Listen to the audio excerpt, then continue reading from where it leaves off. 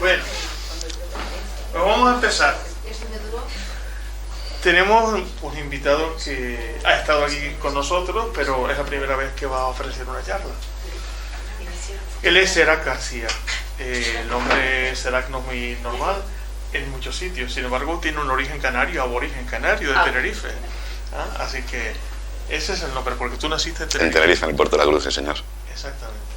Bueno, Serac está muy metido en todo el mundo del misterio, de los enigmas y demás, y tiene un podcast, es decir, hace programas y los cuelgan en Podcast Manía lo tenemos. Exactamente. Nombre, Animal Descubierto. Es este. Hace un poquito de publicidad. Todos los programitas que él va haciendo se pueden escuchar y ver ahí. Tertulias, invitados de investigadores, los mejores que hay en España, pues los ha tenido él y los sigue teniendo en su programa. Y pues nada, tiene un trabajo realmente singular sobre las luces que se ven en el cielo, que a veces tiene una teoría alternativa a lo que comúnmente se suele entender o es usual suponer.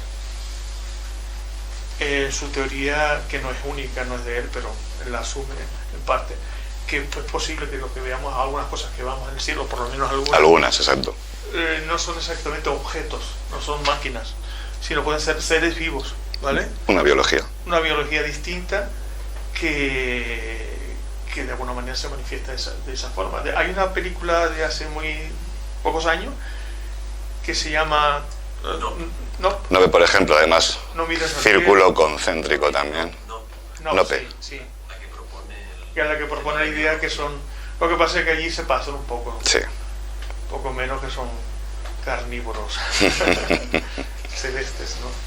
Bueno, y yo creo que vamos a escuchar un trabajo que ha hecho de publicado un libro, que tenéis 3 ejemplares, sobre representaciones en las rocas en todo el mundo que podrían dar idea de que esa hipótesis tiene fundamento, ¿no? Exacto. Así que te vamos a escuchar con mucho detenimiento. Muy bien, muchas gracias, Óscar. Bueno, ante todo, daros las gracias porque estéis hoy aquí. Pensaba que no iba a venir nadie, nada más que Paco, Aseret, Óscar y yo. Esto es un trabajo que nace de una experiencia que yo creo que muchas personas de los que estamos aquí siempre hemos tenido una experiencia que nos ha marcado la vida en algo. Esta roca, ahora luego veréis adelante el por qué la pongo en la portada del libro. Le he denominado, como bueno, con cariño a Champollion, pues la piedra roseta de Huancor. Huancor o Checta, ahora luego no estoy muy seguro en qué zona tan concreta es, pero luego la veréis. Esto resulta que yo acababa de terminar un libro y me habían llamado para presentarlo en Madrid. Y un par de noches antes de ir a Madrid, resulta que me gusta siempre tener la mesa de trabajo cerca de una ventana, porque de noche siempre me gusta estar mirando el cielo, salirme un poquito a mirar las estrellas y demás. Y de repente veo que una luz venía hacia mí haciendo zigzag. Pero no le presté atención hasta que ya estaba muy cerca y dije, un avión volando de esa manera.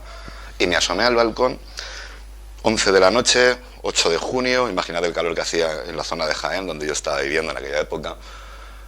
Y esa luminaria de repente se me queda en mi vertical. Y ahí fue cuando, mira, se me va a poner al final la piel de gallina. Esa luminaria que se me queda en vertical, a mí no se me ocurre otra cosa que gritarle a los 4 vientos, a pecho descubierto 3 veces, ilumínate, ilumínate, ilumínate.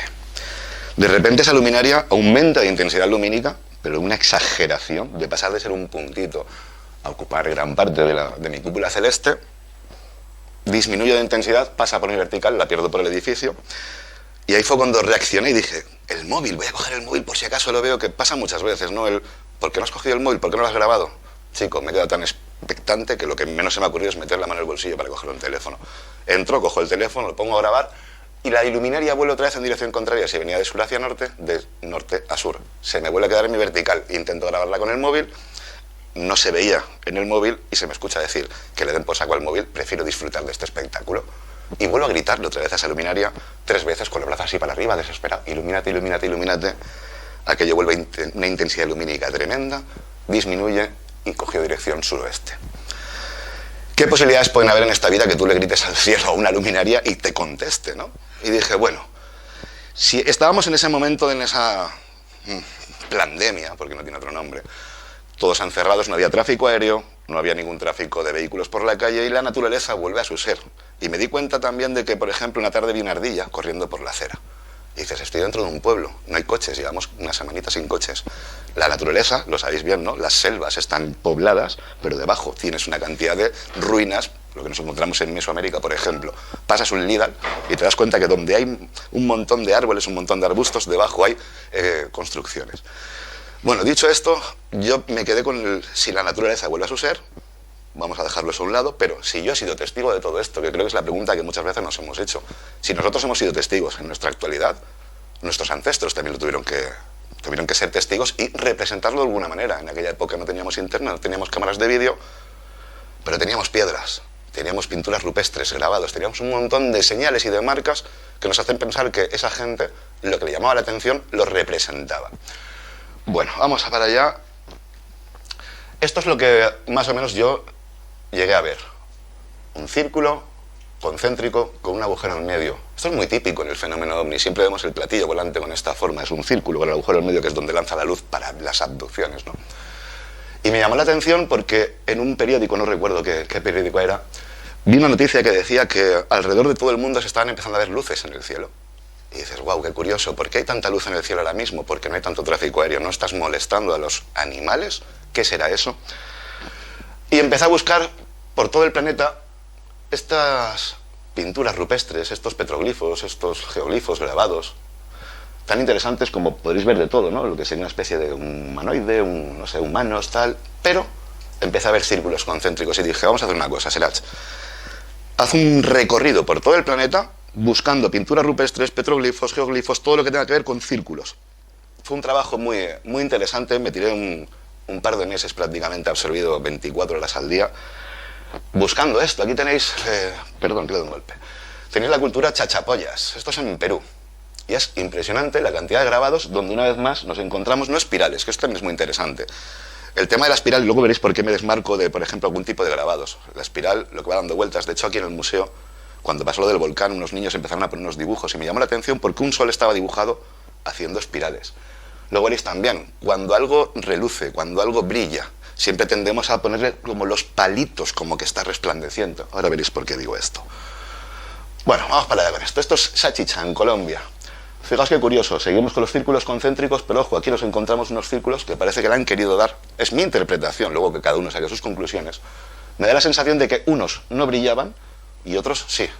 Y es muy curioso porque muchas veces vemos luces en el cielo normales, que hacen sus quiebros, sus virajes, que violan las leyes del espacio y de la física, pero algunos son como mucho más intensos, tienen más luminosidad.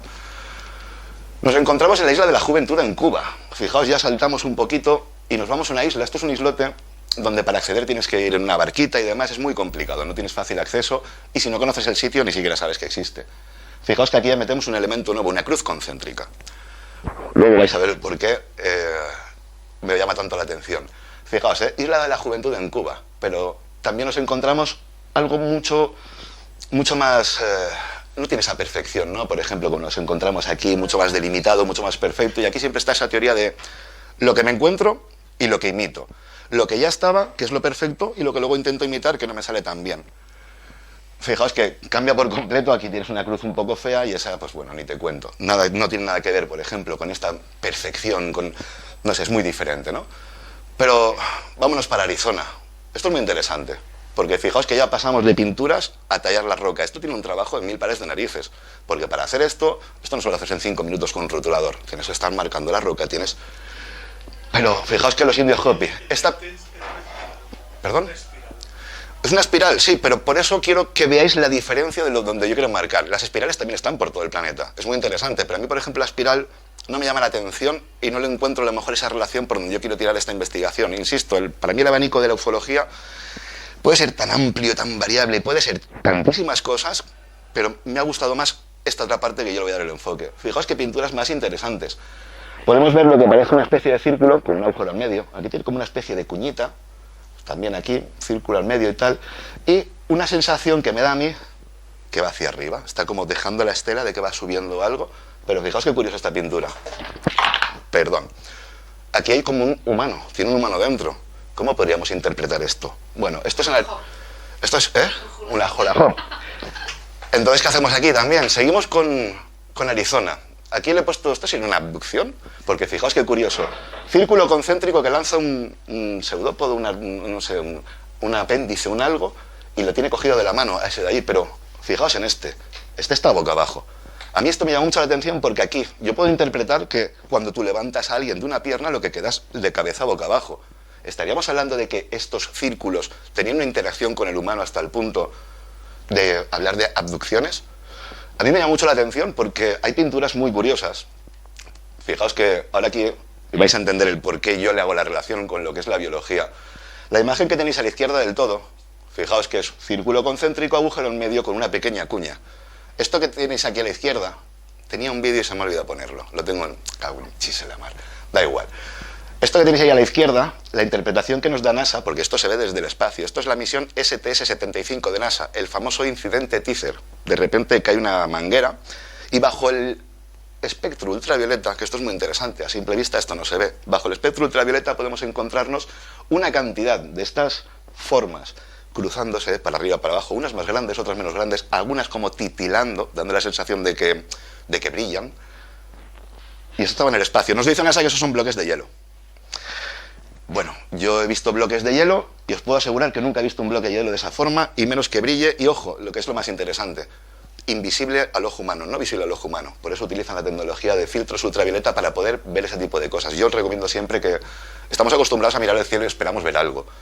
Cambiemos la técnica, probemos a hacer visible lo invisible al ojo humano. ¿Cómo? Con un visor infrarrojo de noche o de día. Lo podríamos hacer también con una cámara ultravioleta. La diferencia es que un visor infrarrojo de estos que podemos tener todos en los chinos, por 80 o 90 dólares lo tienes, una cámara ultravioleta te puede costar mínimo 4, 5, 10.000 euros. Entonces, por eso la investigación de noche con infrarrojo. El cielo es una maravilla, porque de no ver nada, de repente con el infrarrojo ves cositas que van haciendo, no sé, unas trayectorias impresionantes. Muchas veces sí que se ven, obviamente, a simple vista, pero si pones un visor infrarrojo, cambia la cosa por completo. Como estábamos viendo en la pintura anterior de esta de Arizona, ¿no? Fijaos que tenemos esto, tenemos este elemento, círculos y demás, y la coincidencia una vez más, agujero en medio, una pequeña cuña, el círculo. Y bueno, es que me he dejado el vídeo, es una lástima porque me hubiera gustado que lo vieseis. Luego si podéis tener acceso a YouTube y veis el incidente Teaser, veréis el por qué. Me llama tanto la atención y he hecho esa relación de que lo que se veía en el cielo también estaba representado en la roca. Uganda, en África.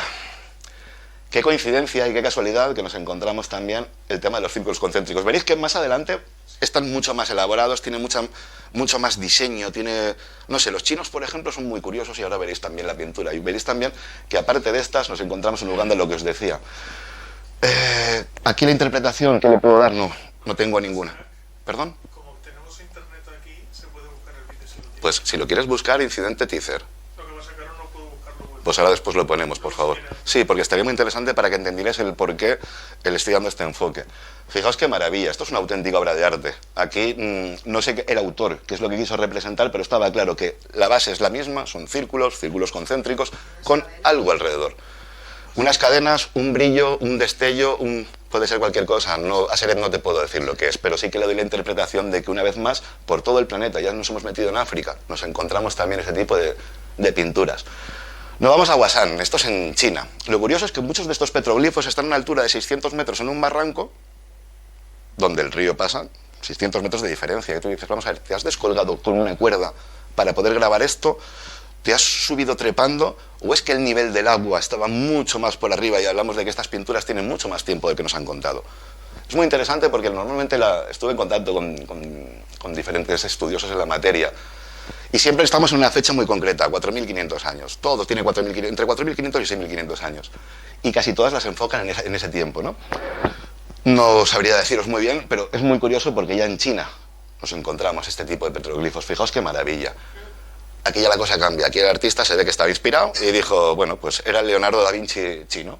Hizo esta auténtica joya, esta auténtica maravilla. Parece un sol, porque parece un sol, pero una vez más, el sol, ¿por qué lo representas también con los círculos concéntricos y con el agujero en medio? Me podría enrollar muchísimo, pero tampoco, no es por destripar el libro, simplemente porque son cositas que, da igual. ¿Esto una cara? Alguna pareidolia podría ser a lo mejor, claro. Esta parte de aquí. Una pareidolia más bien. Bueno, ahora viene aquí un pequeño cambio de todo esto, ¿vale? Esto es impresionante, porque lo que hemos visto con lo que os comentaba antes de la misión ST-75 de NASA, se ve en el cielo, representamos en roca, pero ojo, ya no es representaciones, petroglifos grabados y demás, sino ahora vamos a ver construcciones.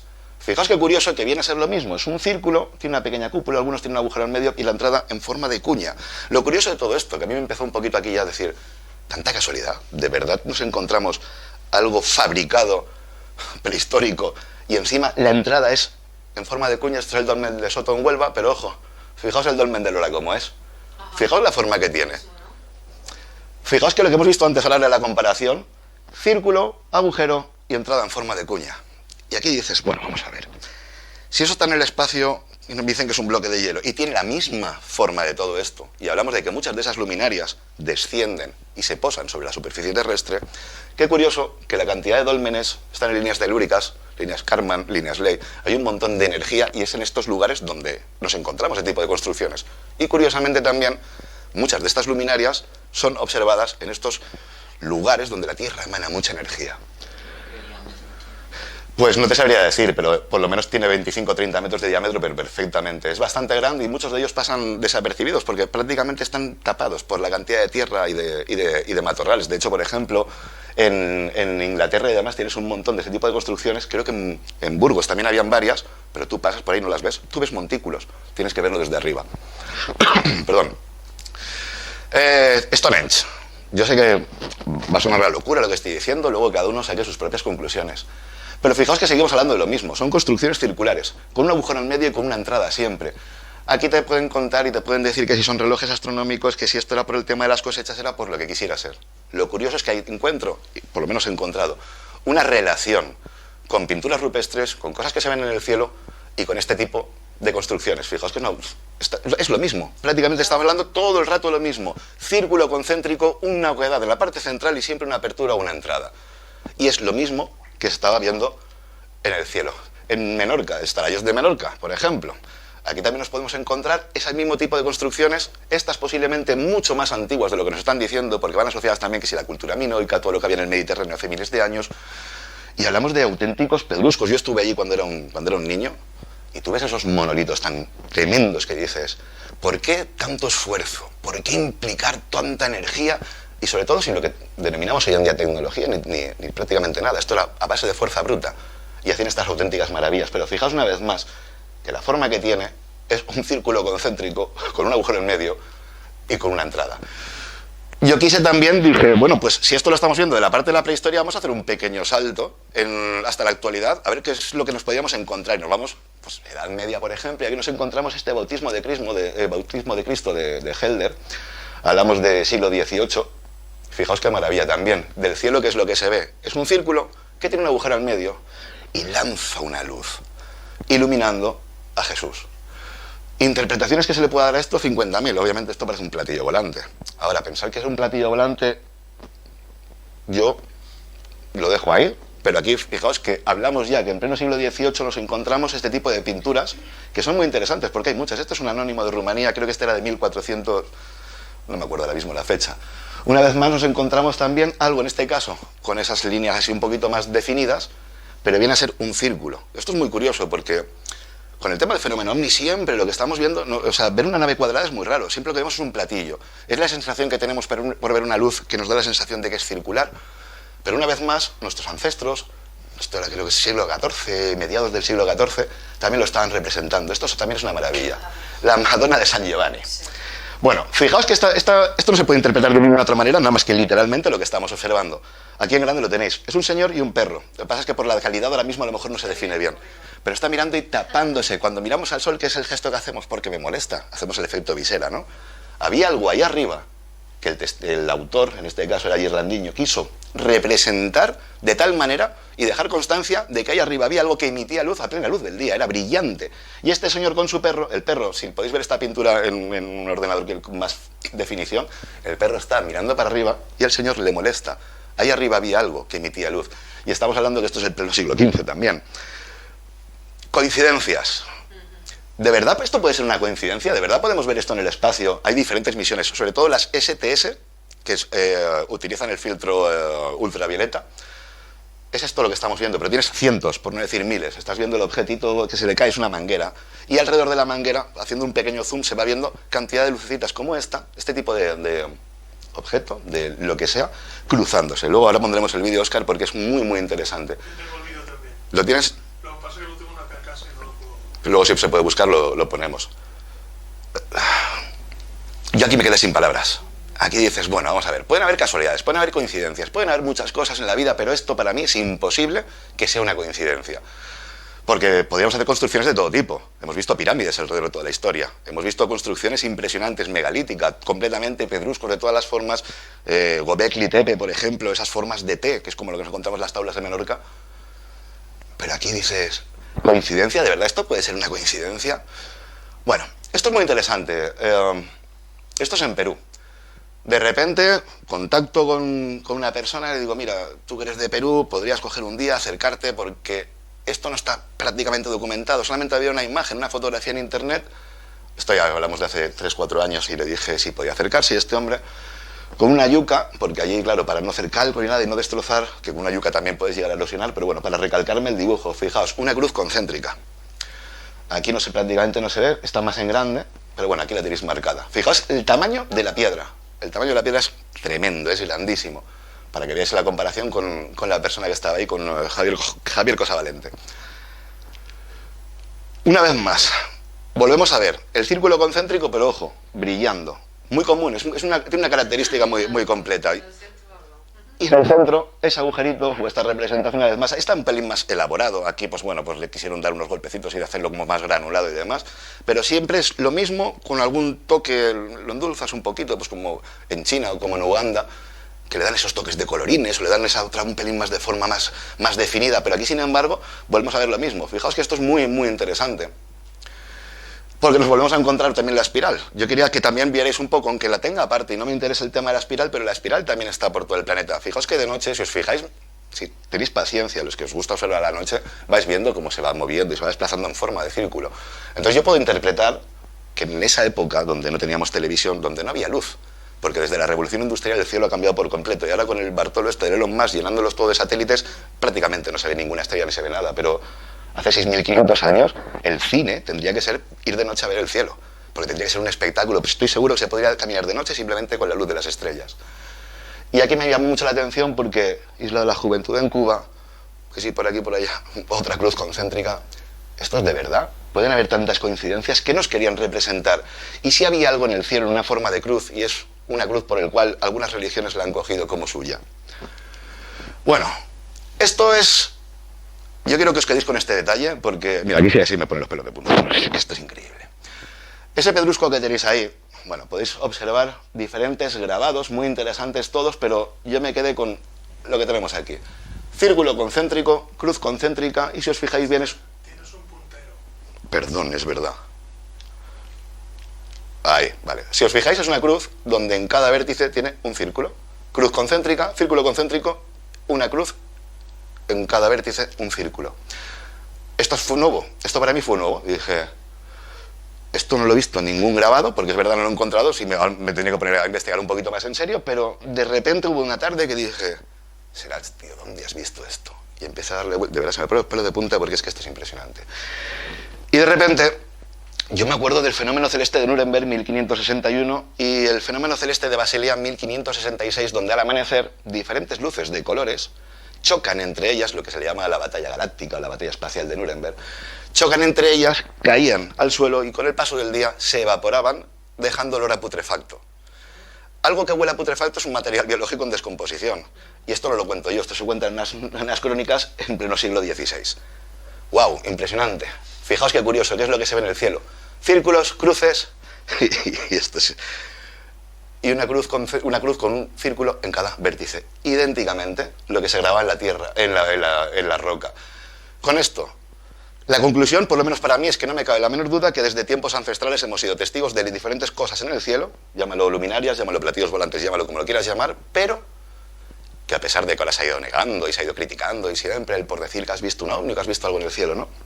Esta gente no mentía, no tenía internet, seguramente no sabrían ni lo que era un platillo volante y a lo mejor ni siquiera se plantearían si había vida afuera cuando todavía estarían hablando de la Tierra plana. Pero fijaos qué maravilla, qué tres cositas nos encontramos ahí. Cruz, círculo y en cada vértice un círculo. Con esto hemos sido testigos toda la vida de que allá arriba hay algo. Y a mí, de verdad, Coincidencia, a mí me gustaría preguntaros si creéis realmente que puede ser una coincidencia que nos encontremos estos 3 grabados, lo mismo que estaba en la roca, se veía en el cielo. Es muy interesante, la verdad que son cositas que... me he ido para atrás, perdón. Ahora vamos a por la parte de la ciencia, que a mí, yo sabéis que los que me conocéis sabéis que soy muy de ciencia, y si puedo hacer que 1 más 1 sean 2 siempre, sé que siempre va a ser 1 más 1, 2. Podríamos hablar que existen científicos que hablen de formas de vida, ¿no?, de extraterrestres, que ahora ya Avi Lowe, por ejemplo, sabéis que está hablando que si el Oumuamua, el Oumama, que me gusta decirle, fuese un resto de algo extraterrestre. Podríamos hablar que existe alguna forma de vida que se pueda adaptar a las condiciones de la Luna o de Marte. Pues tenéis los extremófilos. Hoy, por ejemplo, estábamos en las salinas de Fuencaliente, decían, no, la microbiología que había en sal. Se supone que en el sal no puede haber vida, porque la sal muera es lo que mata la forma de vida. De hecho, en el mar muerto, se le dice mar muerto porque no hay vida. No, sí que hay vida. Están los halófilos, formas de vida capaces de soportar entre un 40 y un 60% de concentración de sal. Y cuando hablamos de agua fuera de nuestro planeta, siempre se ha tildado de salada, para que la ciencia no le dé por meter el dedo en la llaga, no vea a ser que nos encontremos alguna forma de vida. Nos encontramos también, por ejemplo, las fumarolas de Yellowstone, esto es impresionante. Agua térmica a 200 grados, donde tú metes la mano ahora mismo y se te va a derretir, y sin embargo te encuentras los termófilos, que ojo, a 200 grados viven, pero si le subes la temperatura a 220, se excitan y se reproducen. Y dices, cuanto más calentito me pones, más calentito se ponen. Es impresionante, porque llegamos a encontrar vida en lugares donde jamás te lo podrías imaginar. El mundo de los extremófilos es tremendo. Tenéis en Huelva, en Río Tinto también, el lago Mono en California, es un agua muy ácida, y ahí está una mosquita pequeñita de 2 centímetros, donde tú un chupito de agua te podría matar, y ahí tienes una forma de vida.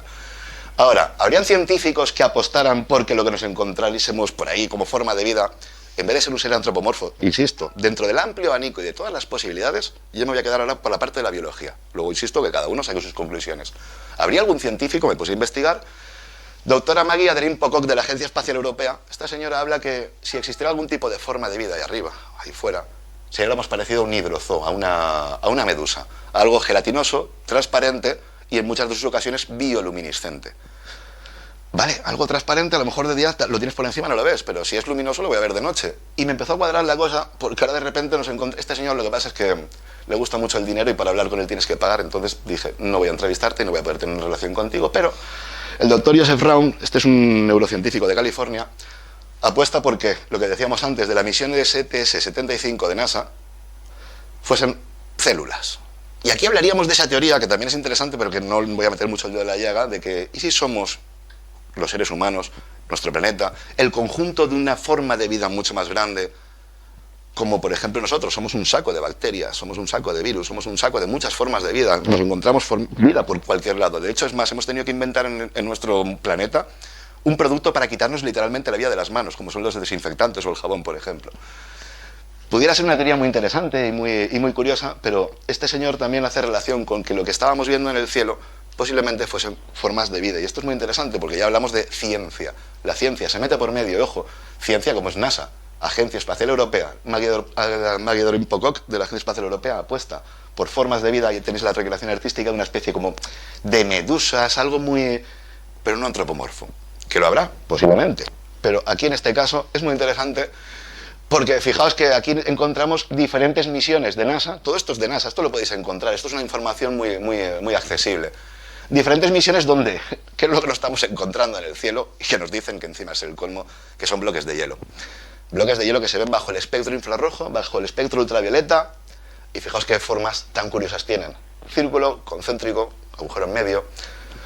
¿Coincidencias? Realmente yo no creo que sean coincidencias. Lo que no llego a entender es ¿qué sentido tiene que hoy en día podamos ocultar que a lo mejor en la Luna, si la Luna hay dos teorías, una que fuese un pedrusco que chocó contra la Tierra, y aquí me viene la otra idea, cuando tú te caes y te rozas la rodilla, tú te llevas parte del suelo y parte del suelo tiene parte de tu rodilla.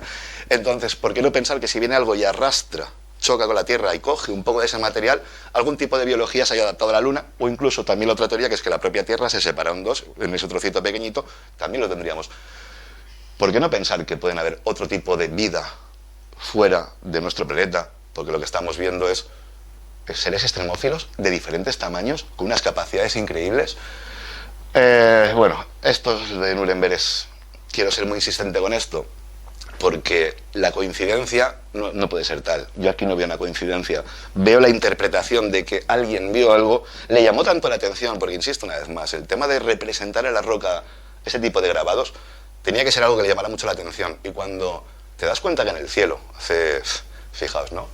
Casi 500, 600 años, nos estaban marcando unas crónicas que nos dicen literalmente que lo que había arriba y caía, se evaporaba y dejaba una vez más olor a putrefacción, a putrefacto. Eso es material biológico en descomposición, no me cabe la menor duda. Yo termino con esto porque la verdad es que podríamos estar horas y horas mostrando 50.000 petroglifos, es siempre el mismo fenómeno, siempre es lo mismo. Y yo, ¿qué queréis que os diga? Es mi interpretación, luego sacad cada uno vuestras propias conclusiones, pero por lo menos, independientemente de que la teoría que tengo yo, que no es mía, que es lo que ha dicho Óscar muy bien, desde hace, no sé, finales de los años 70, Ivan Sanderson, John Keel, no sé, cantidad de investigadores han apostado por esta teoría, lo que nos estemos encontrando ahí arriba posiblemente sea algún extremófilo basado en otro estado de la materia, como podría ser el plasma. ¿Por qué digo lo del plasma? Que también es muy interesante porque me encaja con el ver luminarias entrando y saliendo de un volcán cuando hay lava. El plasma es mucho más caliente que la lava, por tanto, ¿por qué no pensar que eso que entra en un volcán también fuese una forma de vida? De hecho, por ejemplo, siempre hablamos de que nuestra fisonomía y demás, ¿no? Lo que hay en la Tierra se basa en el carbono. En Australia nos encontramos, la planta Yimpi Yimpi que combina el carbono con el sílice, tiene agujas de sílice y provoca un veneno que te puedes llegar a volver loco. Incluso la gente se tira por acantilados porque el dolor puede llegar a durar meses. Pero aquí en España todos conocemos la ortiga, una planta que también combina con sílice y tiene el ácido fórmico, que, ojo, que dicen que cuando tienes artrosis y te pica una ortiga ya no te duele nunca más, ¿no? Y es muy curioso porque encontramos esa combinación de diferentes cositas, como dices, bueno, carbono y sílice, ¿por qué no una forma de vida basada en otro estado de la materia? Y hoy en día se empieza a apostar por todo esto. Yo no sé si tenéis alguna pregunta al respecto. Dime, Óscar. Si no estoy capacitado para responder, lo siento, pero no tengo la verdad absoluta y esto es más o menos por donde yo tiro la cosa. Es muy sencillo. Yo creo que la expresión ovni es un paraguas que oculta muchas cosas diferentes. Es decir, bajo esa expresión se han colocado fenómenos de orígenes distintos. De todo, claro. ¿Vale? Por un lado está lo que parecen realmente máquinas que aterrizan, dejan huellas, tienen signos, parece que tiene sistemas de propulsión, y por otro lado estas cosas menos definidas, luces y tal. Mira, los biólogos o astrobiólogos de la NASA se han imaginado que si encontrasen formas de vida, por ejemplo en Júpiter o en Saturno, vivirían en la atmósfera y serían formas globulosas y demás. Sí, he visto esas teorías. Carl Sagan, por ejemplo, decía que la fosfina que nos encontrábamos en Venus posiblemente fuese una forma de vida adaptada a esas condiciones. O sea, estamos buscando fosfina porque sería un indicio. Pero ojo, vida en las altas capas de la atmósfera, no en la superficie. Por otro lado, tienes tú la teoría de la panspermia. Claro, también. Que ha recibido casi impulso grande en los últimos tiempos. Porque se han encontrado que hay formas de vida que incrustadas en pequeñas partículas, en pequeñas piedras. Tendrás que volver a empezar la charla. Pues son capaces de resistir adaptarse al entorno del espacio exterior. Claro, sí. En pequeños gránulos de carbono y vienen. También se ha descubierto que en algunas formas de vida estaban en meteoritos que han caído a la Tierra. En acondritas han encontrado lo que posiblemente sean bacterias. Algunos creen que son fósiles, pero muchos pueden haber venido aletargados. Sí. Y ahora añado otro elemento más, si quiere considerarlo. Ayer se habló aquí por Paco de Parravicini, por ejemplo. Parravicini habla en una de sus profecías que los astronautas que salen fuera de la atmósfera y a la luna y todo eso, traerán en sus ropas microbios que están en el espacio exterior. Sí. Y que al combinarse con nuestra genética, entre otras cosas, provocaría la aparición de un ser humano... ¿Mutaciones genéticas? Con unas características mucho más desarrolladas. Por supuesto. Habla Sí. de un genoma externo que se incorpora a nuestro genoma. Así que todo da a entender que la vida resiste las condiciones más extremas, ¿no? Por supuesto. Simplemente. Mira, de hecho, por ejemplo, se habla mucho del fenómeno ovni y se relaciona también con el OSNI. O el OSNI lo hablamos de abajo. Que nos encontramos en las grandes profundidades marinas formas de vida que son capaces de soportar presiones que ni un submarino podría. Y te las encuentras. De hecho, hemos mandado a 10.000 metros un submarino y donde menos te esperas encontrarte nada, de repente empiezas a ver que si un cangrejo, que si una anémona, que si no sé cuántos, que si tal. ¡Wow! ¿Cómo puedes soportar? ¿Cómo un cacharrito así, un bichejo así, puede soportar una presión que a nosotros nos implosionaría? ¿Cómo puede ser eso? Y ahí los tienes. Formas de vida, Óscar, lo curioso de todo esto es que si en nuestro planeta encontramos en el mundo extremófilo desde altas concentraciones de sal, como puede ser el Mar Muerto, el lago Mono con un agua muy ácida y formas de vida. Si te metes con los termófilos a 200 grados, ya te digo, si le pones 20 grados más, se llegan a reproducir, se excitan. O sea, donde tú menos te lo imaginas, Óscar, te vas a encontrar formas de vida. Y muy interesante lo que has dicho. Y hemos llegado a mandar, por ejemplo, estoy hablando con Milton Wainwright, este hombre es londinense, y este fue el que en el año 2012 mandaron un globo estratosférico y demás, y cuando bajó se dieron cuenta de que estaba cargado de formas de vida. De hecho, la Estación Espacial Internacional la tenemos llenas de bacterias también, que dices, ¿esas bacterias qué pasa? ¿Que venían ya de la Tierra o la hemos traído? Porque si tú te estás dando cuenta cuando ese globo sonda ha bajado, ¿no te has dado cuenta cuando ha subido? ¿Por qué no pensar que ahí arriba, como bien, además es que esto apuntaba a Carl Sagan, decía que la fosfina que nos encontrábamos en Venus sería posiblemente la forma de vida que nos indicaría que ahí hay algo, pero ojo, en las altas capas de la atmósfera. Ahora NASA se está empeñando casi con Encélado, con las lunas de Júpiter, las de Saturno, porque nos encontramos agua líquida, agua sólida y agua gaseosa, es decir, nos encontramos el agua en sus tres estados y ojo, que nos encontramos un agua termal. ¿Por qué no pensar que en esas aguas termales podría existir algún tipo de termófilo? Y ojo, que también es muy interesante. Nos hemos visto en el permafrost virus que pueden llegar a sobrevivir 30, 40, 50.000 años. Lo que estamos sacando de esos extractos, te puedes encontrar, por ejemplo, el oso de agua, que es capaz de estar 60 años, que es lo que se ha investigado. Seguramente puede aguantar más, sin ningún tipo de hidratación. Podríamos tener animales en estado de letargo, meterlos en un pedrusco, lanzarlos por el espacio y quién sabe lo que podría pasar. De hecho, creo que fue Japón o Israel estrelló en la cara oculta de la Luna hace un par de años un módulo lunar lleno de gusanos de seda. Quién sabe si a lo mejor dentro de la próxima misión que vayamos ahí te encuentras con primero, las mutaciones genéticas que puede haber por rayos gamma, por lo que sea, y adaptado, y en vez de encontrarte un gusano de seda, te encuentras un gusano de seda mucho más grande, o a lo mejor con otro tipo de capacidades, o simplemente algo mutante. Y también algo que se ha apuntado muy interesante con el tema de la panspermia y las mutaciones genéticas. Si nosotros hoy en día somos capaces de enfermar por un virus y nos hacemos inmunes y resistentes, con el paso del tiempo a lo mejor podemos llegar a crear todo tipo de, no sé, de ser capaces de soportar otro tipo de enfermedades porque algo que vino del espacio nos ha hecho mucho más fuertes. Leí ayer una cosa que también es muy interesante, que se ha detectado por tercera vez en la historia humana que la fusión de dos formas de vida distintas, de tal manera que la que se fusiona se convierte en un órgano de la nueva, y se ha detectado en un alga. Es decir, nosotros tenemos incorporados un montón de bacterias que nos hacen una función benefactora para nuestro cuerpo. Pues ahora se ha detectado que una forma que antes era externa, o dos formas externas, de repente una se ha acercado a la otra y ha terminado por fusionarse y se ha convertido en un órgano de la nueva vida simbiótica creada. Claro, eso con el paso de los miles de años. Nos puede pasar a nosotros, ¿no? No te sabría decir, pero ¿por qué no? ¿Por qué no pensar que si algún día, por ejemplo, ahora nos cae un meteorito y resulta que ahí vienen unos microbios y a lo mejor o mata a toda la población mundial o todo lo contrario, te hace mucho más fuerte? Podría ser, ahí no te puedo dar una respuesta a lo mejor muy definida, pero es muy interesante lo que propones porque estaríamos hablando de que algo que viene de fuera puede llegar a hacer algún tipo de mutación genética y con el paso del tiempo, ¿qué sabe lo que puede pasar aquí con un humano? Que le salgan 4 manos, 5 ojos, que tenga unas capacidades de aguantar una radiación solar impresionante. Tenemos, por ejemplo, también, sabemos que los astronautas cuando salen al espacio, los rayos gamma, o sea, la radiación que hay te puede llegar a quemar, tú no ves el calor. Es que no me quiero liar ahora con estas cosas porque es muy interesante y hablaríamos de que si realmente el Sol es una masa caliente o simplemente es un reactor de fusión por el cual la radiación se convierte en calor a través de una atmósfera. De hecho, por ejemplo, coges una lupa al Sol y quemas el papel, puedes quemar cualquier cosa. Tú tienes la mano aquí, no te estás quemando, pero a través de esa lupa hace el efecto, concentra los rayos solares y produce calor. Pero tú tienes la mano y no te estás quemando. Nuestra atmósfera es lo que hace, es el efecto de lupa. Gracias.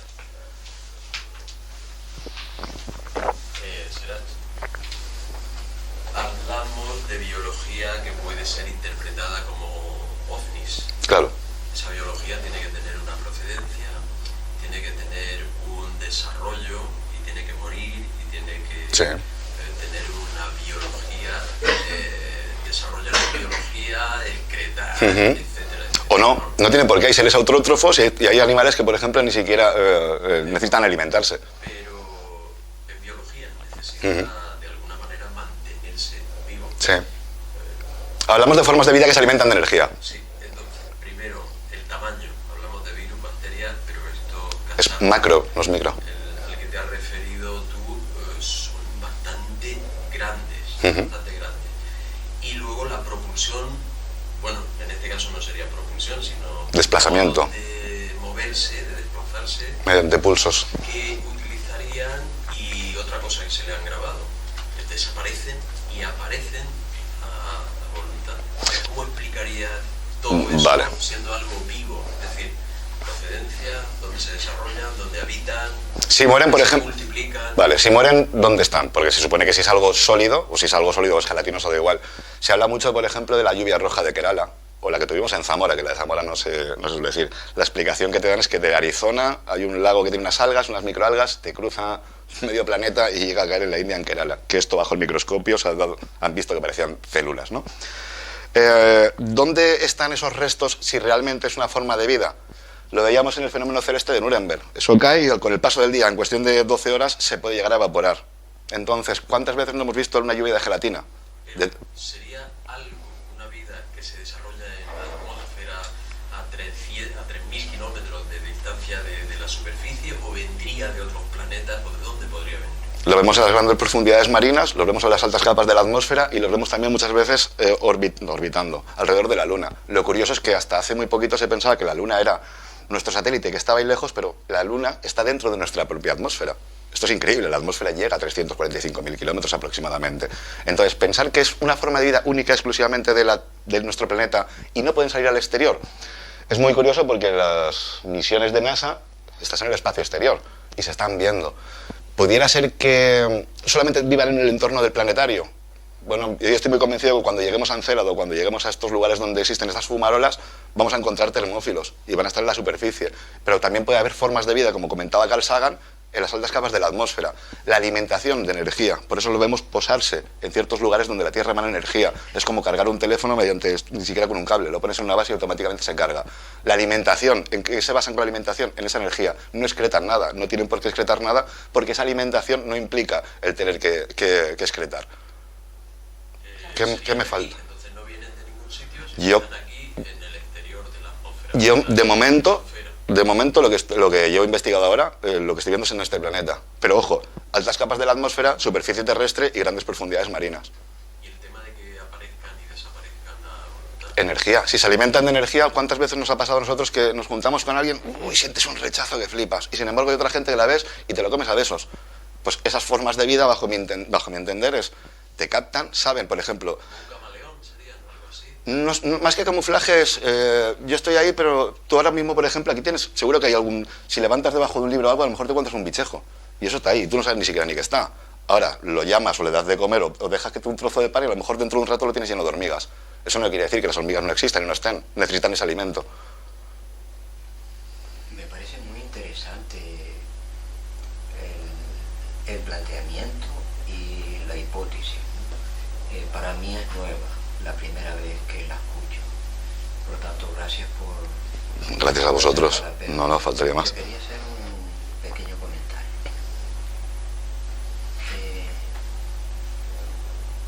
Para quienes nos dedicamos al estudio espiritual, lo que es el contacto con los espíritus es una realidad innegable.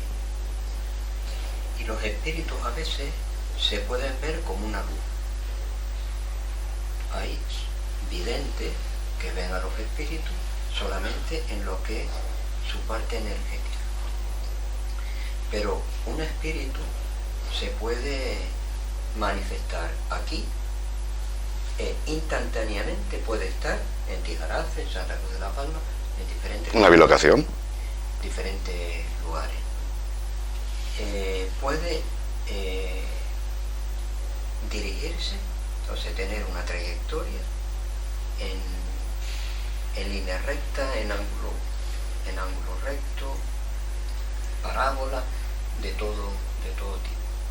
Los ovnis se ven, hasta donde yo sé, hasta donde yo he visto y a lo que he tenido información, exactamente igual. Pueden venir en línea recta y hacer un ángulo recto. Pueden aparecer en un sitio, hacerse visible en un sitio, aparentemente desaparecer y volver a aparecer en otro sitio distinto. Pueden hacer zigzag. Hay prácticamente una similitud tan grande en una cosa y otra. ¿Y si todo es lo mismo? pero con diferentes interpretaciones. Claro, pero después eso era parte de lo que te quería decir, ¿no? Todos somos uno. Todo es una única realidad.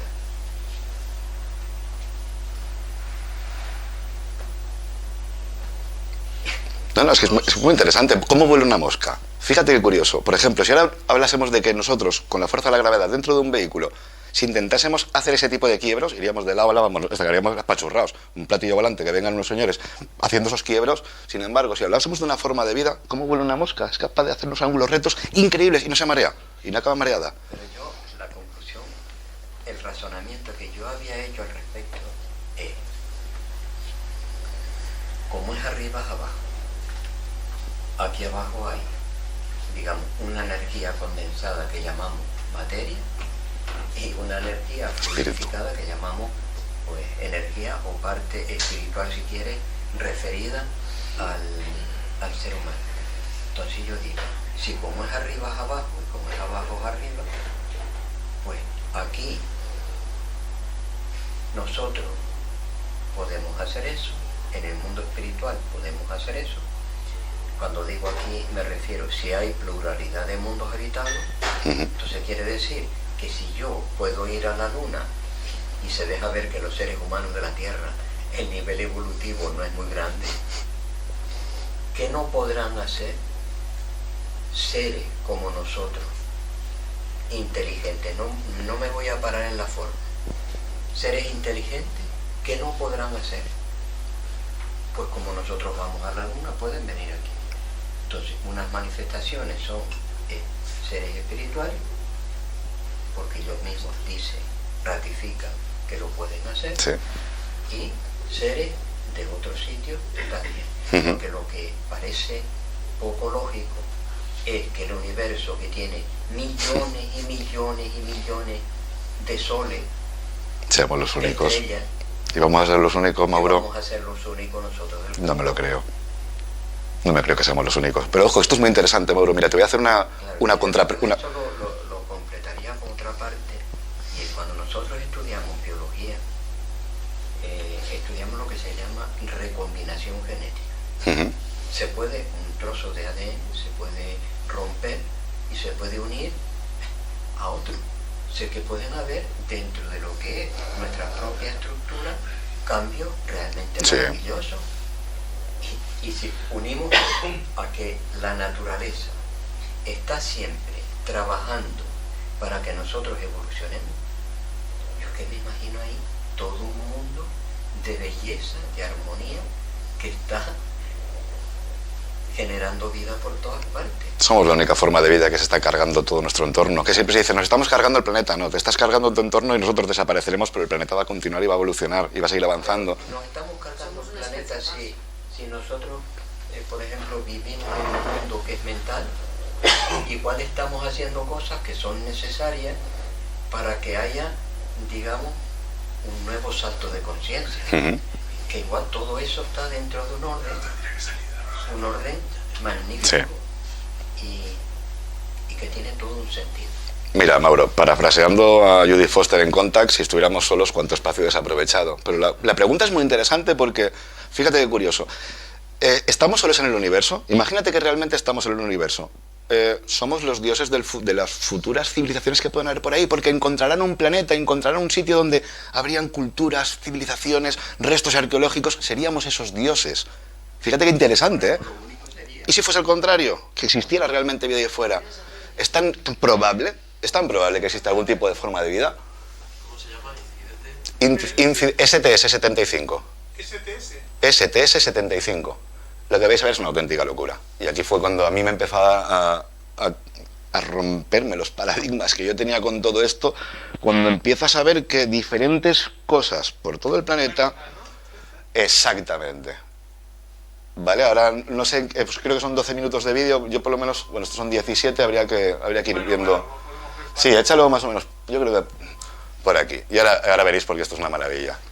Insisto una vez más que lo interesante de este tipo de vídeos es que está bajo el espectro ultravioleta. Es algo que no se... No, tiro más para adelante. Hasta que se vea, verás que sale como una especie, como una manguerita. Vale. Y lo interesante de esto, insisto, que es el que observamos algo que a simple vista no se ve. Y por eso yo, por ejemplo, en mis investigaciones, yo llevo muy poquito haciendo ese tipo de trabajo, llevaré 4 o 5 años, y hasta que yo no me di cuenta que en una quedada de estas de ovnis, ¿no? Una alerta ovni, todo el mundo está con unos prismáticos, con un telescopio y rompiéndose el cuello mirando para arriba si no está tomándose una cerveza con un amigo. Sin embargo, tú con eso, al no ser que realmente pase algo por arriba, no lo vas a ver nada. Ahora, incorpora un visor infrarrojo. Mauro, te puedo asegurar que lo que es la noche se convierte en día, porque donde tú no ves nada, donde ves la Osa Mayor, Orión, 4 o 5 constelaciones y 50 estrellitas por aquí, de repente ves que está el cielo lleno de puntitos luminosos y de repente ves que uno aparece y cuando le da la gana deja de emitir luz. Que esto, por ejemplo, nuestro amigo Oriol tiene un montón de vídeos de esos. Yo tengo cientos de vídeos donde lo ves y de repente es como que, ay, ¿qué me has visto? Me apago. Y te voy a poner también un ejemplo muy sencillo por qué yo interpreto que es biología, por la experiencia que yo he tenido con eso. Porque yo he llegado a interactuar, por ejemplo, pegándole una voz y que eso se ilumine, o desarrollando un aparato que le lanzo pulsos en infrarrojo y eso me responde. Que no sé interpretar lo que me responde. Esto es, fijaos la forma... Pero fijaos, esto es una maravilla, de verdad. Fijaos lo que va saliendo, es siempre lo mismo, o sea, y te dicen que son bloques de hielo, y dices, a ver, bloques, mira, fijaos qué maravilla. Eso se ve en el espacio, esto no es visible al ojo humano, cámara ultravioleta, tú esto no lo estarías viendo, y van haciendo los ajustes, y ahora veréis cuando esto lo reducen un poquito y le hacen el zoom contrario, está todo alrededor lleno. Pero hay algunos que son enormes, otros más pequeños, mira, fijaos, ese como de repente aparece. Hay algunos, mira, ese va titilando. Pero fijaos que es la misma forma, círculo concéntrico con una pequeñita cuña. Eso es una manguera que se les cayó en la misión. Y de repente se dieron cuenta de que se empezaron... Cuando tú tiras una miguita de pan al agua, van los peces a comérsela. Va en la curiosidad del animal. Pero eso podría ser lo que Aseret tú fotografiaste una vez. Sí. Porque se parecía Lo que vimos, mira, y yo, hay que tenerla presente. Fijaos esto de aquí cómo brilla, mirad eso. Vimos una esfera, bueno, las dos lo vimos, somos testigos. Y es muy curioso porque yo quiero ser muy insistente con lo de que a veces tenemos cosas tan sencillas y tan básicas como es un aparato que te va a hacer visible lo invisible al ojo humano. Cuando tú te compras un visor infrarrojo y miras el cielo y ves todo esto, porque a veces sí que te hacen como una interacción o no. Y os pongo un ejemplo muy sencillo. ¿Cuántas veces habéis ido por la calle, habéis visto un gato, lo llamas y el gato sigue a su aire, el gato a su bola y pasa de vosotros, no hay que saber nada? Puede pasar la otra, que es que lo llamas y el gato va andando y se queda quieto. Ya hay una interacción, ya de repente a esa llamada, a ese hola, bicho, gato, ¿qué pasa? El animal se te puede quedar mirando y pasar de ti. Y luego puede pasar la otra, que ya hablaríamos del contacto. Llamo al gato y el gato viene a hacer que lo toco. Son las 3 reacciones que puede tener un ser vivo cuando lo estás llamando. Te cruzas con alguien, lo saludas y pase de ti. La segunda es que te vea y no te reconozca, no sepa quién eres y pase de ti. O la tercera es, Antonio, ¿cómo estás? Y que se acerque.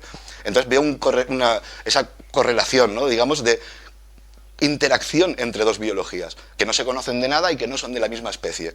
Una es, me acerco porque siento curiosidad, porque los animales son muy curiosos. Hay animales, por ejemplo, que pasan de los humanos, pero tú te vas ahí arriba con los muchachos, los cuervos te comen de la mano porque se han acostumbrado al hombre. Los lagartos, cuando te acercas y ven que les das algo de comer, vienen a comer. Entonces, existe una interacción que no comunicación, que es lo que yo quiero diferenciar de todo esto. Yo he podido actuar con esas luminarias, pero yo no sé lo que me están diciendo, si me están saludando porque lo que sea, hasta el punto de que ya ha habido días, que lo he comentado muchas veces con Aseret, somos energía. El estado vibracional de las personas puede llegar incluso a ser contagiosa. Estamos todos contentos, venga, qué alegría, o todo lo contrario. Sin embargo, cuando tú estás, no voy a decir que excitado mentalmente, pero sí escuchando buena música, has comido bien, estás contento, estás alegre, estás vibrando en una sintonía, que esas formas de vida la captan. Y es por eso por la que algunas personas, que me imagino que tiene que ser el motivo, porque es lo más lógico, captan la energía. Y es por eso porque hay gente que los puede llegar a ver y hay gente que no. Ahora, si hay gente que no los puede llegar a ver, que se compre un visor infrarrojo que seguramente lo vea. Pero esa es la respuesta, por ejemplo, que yo le puedo dar. ¿Infrarrojo cuánto cuesta? ¿Cuánto cuesta? A ver, ¿cuánto cuesta un coche? Dependiendo de la marca. Puedes, mira, No, pero que puedes ver esto, venga. 80 a 100 dólares, 80 90 euros aproximadamente. No es muy caro, ¿eh? Y el espectáculo, bueno, tú ya lo has visto, los vídeos que tengo, y además el visor lo tengo ahí. Si luego queréis salir por la noche a verlo o algo, sin problemas. Y es impresionante porque, vamos a ver, está en el cielo unas cosas que es un círculo concéntrico con una cuña. Lo representamos en la roca y encima se construye ¿Por qué? Porque ha bajado eso, era tan impresionante que el humano que lo ha visto ha dicho, tío, esto, vamos, hay que reproducirlo, hay que reconstruirlo, hay que hacer igual que lo que hemos visto, porque no creo que hayan ese tipo de coincidencias, por una cosa es que hagas un cuadrado, una pirámide o hagas una casa con un tejado. Mira, son los Canarias. Ah, sí. Mira, Vaya, qué curioso. mira, Gran Canaria ya ha pasado Tenerife y antes. La Palma ya pasó. La Palma ya pasó. ¿Quieres que lo vea? Y con el tema de los ovnis, pues, una vez más, que es lo que decía Óscar, el término ovni se ha prostituido muchísimo. O sea, ya es que hablamos directamente que un ovni ya tiene que ser un platillo volante con seres antropomorfos, que tal y igual. No, es que puede ser una bolsa de plástico, puede ser algo. Por eso no me gusta el término ovni, porque ya metemos el término objeto por medio. Vemos una luz, no sabemos lo que es. Yo tengo contactos pilotos de la aviación comercial. El Hierro, El Hierro, La Palma. Qué bonito. Tenerife. Qué guay. Yo conozco pilotos que me han dicho, he visto una luz y eso era metálico. Pero, a ver, ¿pero por qué sabes que es metálico? ¿Tenías un detector de metales? Sí, No, ya no, esto pasó. es Gran Canaria. Ahí Ya ya- se ha visto La Palma y el Hierro. En Lanzarote, Fuerteventura. Sí. Y hablo en la costa africana. Exacto. Bueno, pues más o menos es la interpretación que yo le doy a todo esto. Seguramente estaré equivocado, no soy científico, no tengo unos estudios a unos niveles para poder confirmar que todo esto es así, pero no me cabe la menor duda porque la experiencia incluso que me ha llevado a todo esto es a llegar a interactuar con esas luces. Ahí están, no podemos negar la evidencia. Son Cabo Y Verde. te iba a decir, se parecen las representaciones rupestres también a los orbes. De hecho, hay fotografías de orbes que son prácticamente idénticos, son círculos concéntricos. Claro. ¿Cómo, Que- cómo Y los explicar rods, los orbes si los tendrían rods que ver también. en esta teoría tuya? Un defecto visual posiblemente, la interpretación que le das a una luminaria. Mira, fíjate, tú puedes ver ahora mismo un coche aquí delante y tú ves repito, tú a lo lejos ves una luz, tú no sabes lo que es. Según se acercan, ves una luz, ya son dos. Y según lo tienes delante, ves el vehículo. La interpretación por distancias puede hacer que algo sea simplemente un punto luminoso, cuando lo tienes delante cambie por completo lo que es la estructura, ¿no?, del vehículo, y del objeto en este caso. Entonces yo creo que muchas veces, cuando estás mirando una luz fijamente, pues, si miras cualquier cosa, ¿qué es lo que sueles ver siempre? La luz es circular, aunque le pongas un foco cuadrado o lo que sea, el punto luminoso siempre es un círculo. La interpretación que le puedes dar a que tenga el círculo concéntrico y demás, con el tema de lo de los orbes, ¿y si es lo mismo? Y si es lo mismo, es que, por ejemplo, a mí, aquí podría haber un extraterrestre ahora mismo, y sabes que a mí me desmarco un poquito de esto, y no lo podrías ver, porque a lo mejor se basa en otro estado de la materia, porque a lo mejor emite luz en un rango de visión no perceptible al ojo humano, porque a lo mejor es de otro plano dimensional, y ellos a ti sí que te pueden ver, pero tú ellos no. Las posibilidades todas pueden ser para con este aspecto ahora. Ciñendo un poquito al trabajo de esta investigación, Pero no lo has contemplado dentro de tu trabajo. lo de los orbes, Los orbes. No, porque ya con el tema hay mucha polémica. Entonces yo quería hacer algo muy riguroso en el sentido de esto es lo que hay, esto es lo que se puede demostrar, que luego podríamos ampliar mucho más, porque insisto, pinturas rupestres por todo el planeta y las interpretaciones pueden ser todas las que tú quieras darle, Paco, pero la relación que hay aquí, yo no creo que hablemos de coincidencias con esas formas tan concretas, y cuando se vio algo en el cielo, de hecho, fenómeno celeste de Nuremberg, lo que se veía en el cielo está representada la roca desde hace 6.500 años mínimo, con las dataciones oficiales. Y lo de China es impresionante, porque el barranco son 600 metros. ¿Dónde hay ciudad? ¿Cómo has hecho tú 600 metros ahí arriba, tío? A ver si es que el agua estaba mucho más elevada, y por tanto hablamos de un periodo de tiempo que rompe la historia. Tenemos Göbekli Tepe, rompe la historia por completo y conocida. ¿Y no puede ser que no hayan sido hechos por humanos? Podría ser otra interpretación también. Los animales nos han servido siempre de ayuda. Burros de carga, No me refería a eso. No, que fuesen ellos, o que fuese algo que ha venido a representarlo. Nosotros somos así, vamos a dejar constancia para posteriores civilizaciones se den cuenta de lo que hay. Podría ser, ¿por qué no? No estuve allí para verlo, no te puedo dar la respuesta. Hay cosas que no puedo responder, me vais a disculpar, pero hay cositas que no te puedo dar una respuesta. Pero como una posibilidad, claro, todo puede ser, mientras que no se demuestre lo contrario, todo es posible. Eso también es Los rods. los rods, Ujú. que tampoco se sabe de dónde vienen. Claro, aquí estamos hablando de criptozoología. De hecho, las bestias atmosféricas están en criptozoología como que son formas de vida que habitan las capas de la atmósfera. Los critters, las bestias atmosféricas. Esto es criptozoología. Lo que pasa es que como no ha venido un científico, lo ha catalogado y le ha puesto un nombre latín, no existe. Por esas energías que fluyen y no vemos, permiten otras vidas, y vaya a saber uno que más, que la máquina ve y nosotros ignoramos. Puede ser un insecto que por la velocidad de los fotogramas no lo coja y no lo deja de coger. Por eso yo este tema de la criptozoología la he dejado un poco apartada. No saben de dónde vienen. Claro, yo me he centrado en algo en lo que le he encontrado una relación y una correlación muy interesante, que es que arriba en el cielo, tallado en la roca, representado por todos los lados, es lo mismo todo.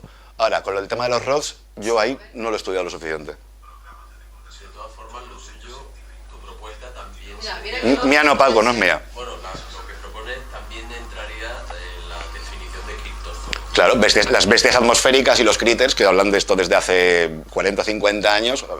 Andrés Faber-Kaiser también habla de todo esto. Y habla de la posibilidad de que vivieran formas de vida. Gustav Carl Jung también habla de todo esto.